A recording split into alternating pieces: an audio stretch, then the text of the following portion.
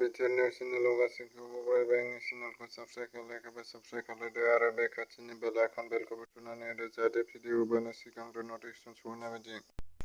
कर'ना भाइरासनि साग्लोबसारनाया खम जानायनि अनगायैबो बारानिफ्राय बारा जानायखौ नुनो मोननाय जादों। बिजनी महकुमा खुंथायआ सिगांनिफ्रायनो कर'ना भाइरासनि थासारिखौ नोजोर होनानै बेनिफ्राय बारग'नायनि गोबां राहा लाबोगासिनो दं। मैया बिजनी महकुमानि खुंथाय बानजायनायाव Bijni town area bank, ATM, automatic teller मेसिनफोराव सेनिटाइजार खालामदों एबा फोसाबदों सेनिटाइजार सारनानै होदों।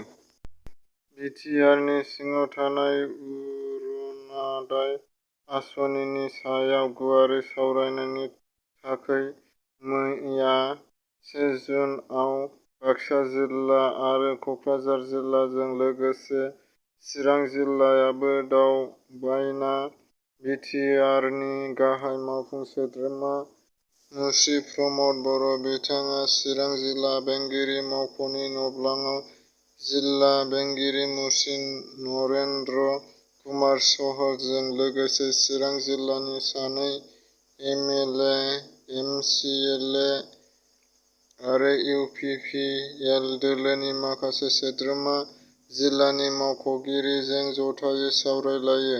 लोगोसे बिथाङा बर' फोरमायनाय बायदिब्ला जायफोर अरुण'दय स्किमखौ मोननांगौ बिसोरो मोनफुङाखै थाबैनो हगारना होगोन आरो जायफोर लाइमोनफोरा साख्रि बाख्रि मोनाखै बेफोरखौ लाइमोनफोरनि थाखाय थांना थानांगौनि थाखाय अनसुंथाइ मोनगोन होननानै खौरांगिरिनि सिगाङाव मानगोनां बिटिआरनि गाहाय मावफुंगिरि प्रमद बर' बिथाङा गावनि रावजों एबा खुगाजों फोरमायनानै होयो। बिजनी सोलोंसालिमायाव फरायफुबाय थानाय फरायसा कुजु गयारीया गोबाव समनिफ्रायनो गोब्राब लोमजानानै गाज्रि थासारियाव गोग्लैनानै दङ। नखरनि राङारि हालोदा मोजां नङैलाय मोजां फाहामथाय लानो हायाखै।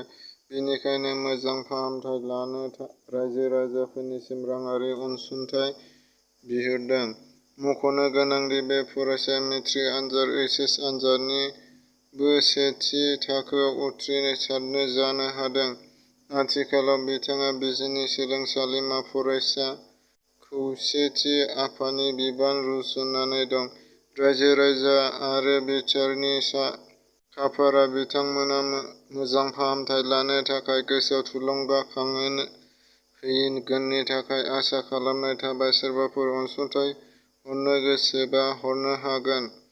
बिथांनि मुङानो जाबाय कुनजु गयारी, बिफानि मुं सार'जिल गयारी, गामि बागिदारा, फानबारि, जिल्ला चिरां। सुलाद लानो थाखाय 7002468902 7002468902 आरो मोनसेया जाहैबाय 9954348527 9954348527। एकाउन्ट हल्डारनि नेमआ जाहैबाय Babul Basumatary. Account number 372154300084। Account number 372154300084। IFSC क'डआ जाहैबाय SBIN 0007388 SBIN 0007388। Branch Bishnupur. Google Pay 9954348527 9954348527। Google Pay नाम्बारा जाहैबाय। भारत हादराव 24 घन्टानि गेजेराव 1,27,510 गोदानै कर'ना पजिटिभ मोननो हादों आरो बेनिनो 2,795 जन सुबुंनि जिउ गोमाबाय। आसाम रायजोआव 24 घन्टानि गेजेराव 4348 गोदानै कर'ना पजिटिभ मोननो हादों आरो बिनिनो 65 जन सुबुङा जिउ गोमाबाय। कभिड पजिटिभ रेटआ 3.9 जौखोन्दो। 53 बोसोर बैसोनि हिन्दी सावथुन मुलुगनि मुंदांखा एक्ट्रेस जुहि चावला सामबाराव हादोराव 5G नेटवर्क गायसननि हेंथायै दिल्लीआव गोजौ बिजिरसालियाव केस गथायदों। बिथाङा बुंदों दि बे 5G नेटवर्क रेडिएसननि जोहै नोगोरनि जिब-जुनार, फिसा-फिसा जिबफोरा खहा जागोन होनना फोरमायदों। बिथाङा केसनि हियारिंखौ बिजिरसालिनि हरिशंकरआ 2 जुनआव थि खालामबाय।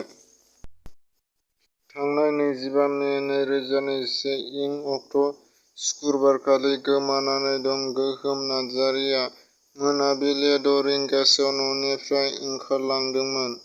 दिनैसिम न'आव फैफिनाखै। बिथांनि बिफाया दा जोबोद दुखुजों हालाय-हाफाय नागिरगासिनो दङ। बेनिखायनो सोरबाफोर बहाबाफोर बिथांमोना गोहोमा नार्जारीखौ लोगो मोननानै नुसनबायोब्ला खिन्थाहरनो खावलायदों। जानबुं नम्बरआ जाबाय 87539377677 87539377677। मुं: गोहोम नार्जारी। बिफानि मुं: थिरांथा नार्जारी। बिमानि मुं: बिजुलि नार्जारी। गामि: मागुरमारि। पुलिस थाना: सिमोनसापुरि। जिल्ला: धेमाजि।